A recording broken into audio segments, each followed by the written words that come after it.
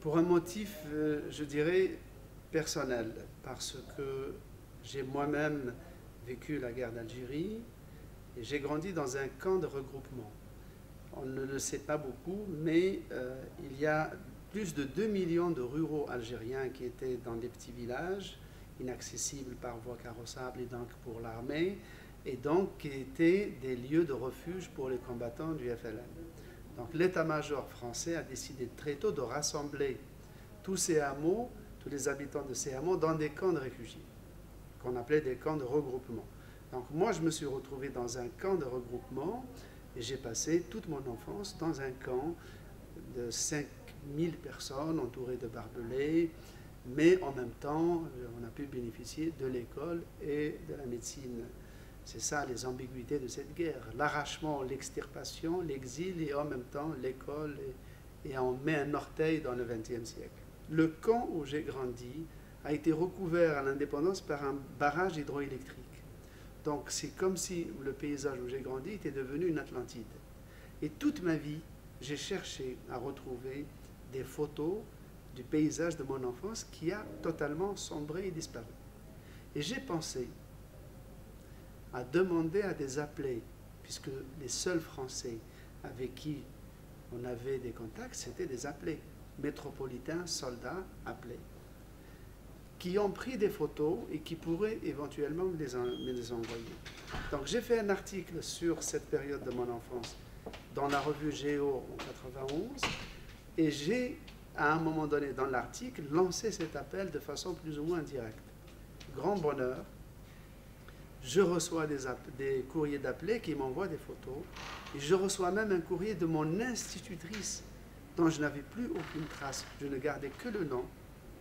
Et c'est comme ça que j'ai eu des photos en couleur grâce à des appelés de tout le camp où j'ai grandi avec ma famille, mes tantes, mes cousines, les soldats, la baraque où nous habitions. Et grâce à ma maîtresse, j'ai reçu une photo de ma classe avec moi-même à l'âge de 6 ans et en couleur, s'il vous plaît. Et puis, petit à petit, j'ai gardé cette idée de ramasser plus d'images, de films, de témoignages. Et l'année dernière, lorsque l'éditeur Laurent Beccaria a voulu faire un livre sur la guerre d'Algérie, on a pensé montrer l'Algérie, non pas la guerre d'Algérie, mais l'Algérie en guerre, c'est-à-dire les petites gens dont personne ne parle, les réfugiés, tous ces anonymes. J'entends par là que l'Algérie, qui a été intégrée au territoire de la République dès la deuxième constitution, dès la deuxième République en 1848. C'est-à-dire que l'Algérie a fait partie intégrante du territoire de la République bien avant la Savoie, qui n'est devenue française qu'en 1860. Seulement, il y avait un vice de forme dans cette histoire. C'est que la France a intégré le territoire algérien, mais pas ses habitants, qui restaient des sujets français et pas des citoyens à part entière. Donc, première entorse au principe fondateur de la République. Deuxième entorse en 1870, c'est-à-dire 30 ans après avoir intégré le territoire algérien et pas ses habitants, il y a le décret Crémieux qui accorde la citoyenneté française pleine et entière aux Algériens de religion juive, mais pas à leurs compatriotes musulmans. Et de 1870, c'est-à-dire à l'arrivée de la Troisième République, jusqu'au début de la guerre, la République marchait sur la tête. C'est-à-dire que sur le territoire de la République, il y avait deux statuts juridiques différents et donc inégaux.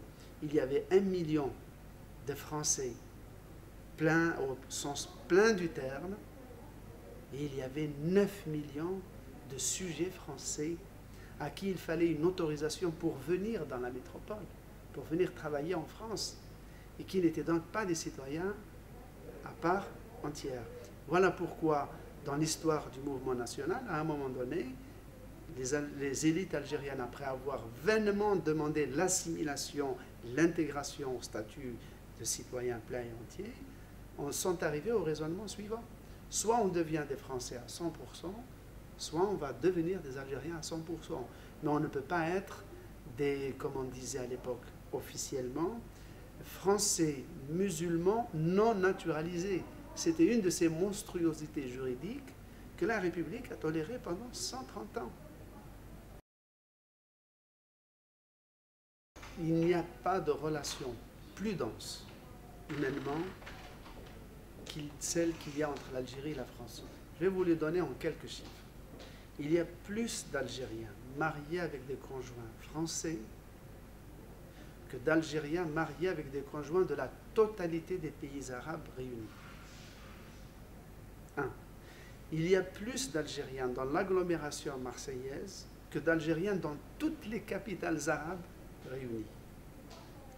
En 1962, à Alger, il n'y avait que 3 journaux francophones. 50 ans après, il y en a 28, 3 fois plus qu'à Paris. En 62, il y avait 400 000 Algériens en France. Il y a aujourd'hui, 50 ans après, ce chiffre, on peut presque le multiplier par 10. Il y a presque entre 3 et 4 millions de personnes en France, tous statuts confondus, d'origine algérienne. Et enfin, en 1954, il n'y avait que 14% d'enfants algériens musulmans qui étudiaient en français. Aujourd'hui, aussi incroyable que cela puisse paraître, 50 ans après l'indépendance, et malgré toutes les turbulences intervenues dans les relations entre Paris et Alger, le français est une langue d'enseignement obligatoire dès la 2e année du primaire. C'est-à-dire qu'il y a 10 fois, 15 fois, 20 fois plus d'Algériens aujourd'hui qui étudient le français qu'il n'y en avait à la plus belle époque de la colonisation. Donc le seul problème qui reste, c'est qu'il y a, la réalité est la suivante. Il y a aujourd'hui une greffe démographique algérienne dans le corps social français qu'une partie de nos élites refuse. Et il y a de l'autre côté une greffe culturelle et linguistique française dans l'esprit algérien. Les deux greffes sont irréversibles parce que c'est un legs de l'histoire. Et il y a des poilus de l'autre côté qui refusent à admettre cette réalité. Ce sont les deux minorités qui surenchérissent sur un plan identitaire, sur cet héritage du concubinage franco-algérien, qui font ce qu'on appelle les coups de cœur, les coups de sang, les coups de brouille entre Alger et Paris. Mais le fait est que les relations entre les deux peuples, malgré tout, ne cessent de se densifier et rien ne prouve qu'elles ne vont pas encore se densifier davantage.